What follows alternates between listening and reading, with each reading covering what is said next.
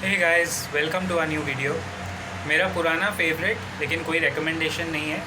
All stock ideas on this channel are my personal opinion. कोई भी stock buy या sell करने के पहले please consult your financial advisor. Disclaimer standard है और देना ज़रूरी है।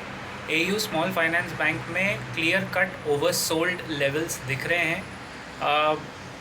10 में से 7 इंडिकेटर्स तो यही बता रहे हैं। Overall indicators, I am not just talking about support levels या वट एवर। सपोर्ट तो क्या, अभी सारे तोड़ के आपने देखा 595 600 लास्ट लेवल ऑफ सपोर्ट, यानी वो बोलते हैं ना जिसको, मतलब मेडिकल टर्म्स में जिसको कहते हैं, वो वेंटिलेटर वाला सपोर्ट डाल दिया। ऐसे बोलना नहीं चाहिए बट वही है। 800 रुपये, 810 रुपये से गिरते गिरते गिरते 595 तक आ गया। और वो किस लिए? बिकॉज क्वार्टरली रिजल्ट्स में थोड़ा 19-20 का जो फ़र्क था वो आया था। ऐसे कोई बहुत ख़राब नतीजे नहीं थे गाइस, लेकिन it was just a small difference from the projected estimates. और वो भी क्यों आया? क्योंकि आरबीआई के गाइडलाइंस के वजह से स्मॉल फाइनेंस बैंक्स और खैर सारे ही बैंक्स को आरबीआई ने जो गाइडलाइन दी है एक्स्ट्रा प्रोविजनिंग के, कि आपने इतना इतना पैसा लोन दिया है तो आपको इतना और प्रोविज़न करके रखना पड़ेगा to cover the bad defaults and all of that, bad loans and all of that. तो उसके लिए प्रोविज़न करके रखो पैसा। तो वो प्रोविजनिंग के पैसे में इनके नेट प्रॉफिट पे थोड़ा हिट हुआ है, और वो एक क्वार्टर का हिट है गाइस। अब होता क्या है कि ऐसी स्टोरीज़ हम लोग कई साल से देख रहे हैं। आरबीआई लिटरली बीच में आके ना कटप्पा का काम करता है। कटप्पा ने बाहुबली को क्यों मारा? सारा बैंक निफ्टी इसी के वजह से घुमा फिरा के ओवर वैल्यूएशन था। पब्लिक सेक्टर बैंक्स की तो बात ही नहीं करेंगे, वो तो बहुत ज़्यादा चल गए थे, तो उसमें करेक्शन आएगा तो वो तो बनता ही है। बट प्राइवेट बैंक्स में भी, और स्पेशली ये स्मॉल फाइनेंस बैंक सेक्टर में भी जो हो रहा है, जो गिरावट आई है। एयू बैंक देखिए ना, मैं तो उसी को ट्रैक करता हूँ और मैंने एवरेज भी कर लिया था, अपना पर्सनल पोर्टफोलियो में है। So disclaimer again, consult your financial advisor, no buy no cell.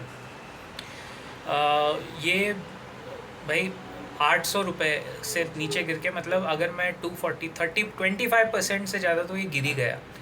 अब मार्केट का वेटरन और मार्केट का नॉलेज हमें ये बताते हैं कि जब कोई अच्छी क्वालिटी कंपनी 25% गिरती है तो वहाँ ओवरसोल्ड लेवल्स यूजुअली टच होते हैं। ओवरसोल्ड के बाद एक जब स्टॉक गिरता है ना, तो ऐसे गिरा फिर चढ़ा, फिर बड़ा गिरा, फिर थोड़ा चढ़ा, फिर बड़ा गिरा। अब वो थोड़ा चढ़ान वाला टाइम उसका आ सकता है। इट मे ट्राई टू, वो 5 डे मूविंग एवरेज जो है 615, अगर 615 के ऊपर क्लोजिंग दिखाया तो फिर वो शायद रिवर्स ट्रेंड मारेगा। लेकिन मेरे को लग रहा है एक बार वो 615 पे आके वापस नीचे टेस्ट ज़रूर करेगा, बिकॉज शॉर्टिंग काफ़ी हुई है स्टॉक में। और बोलते हैं ना, जब बाइंग होती है तो इतने लोग नहीं आते अपने हाथ धोने, लेकिन शॉर्टिंग के टाइम पे सब घुस जाते हैं। एंड मार्केट, मैंने क्या कहा था आपको, मार्केट को एक बहाना चाहिए होता है स्टॉक में प्रॉफिट बुकिंग के लिए। 800 से 600 इज़ ह्यूमंगस, मतलब 25% राउंड फिगर प्रॉफिट भी। 800 से 600 राउंड फिगर में पकड़ रहा हूँ। 25% गिरावट बहुत अच्छी खासी होती है और बहुत बड़ी गिरावट है, मतलब कोई डाउट ही नहीं है उसमें।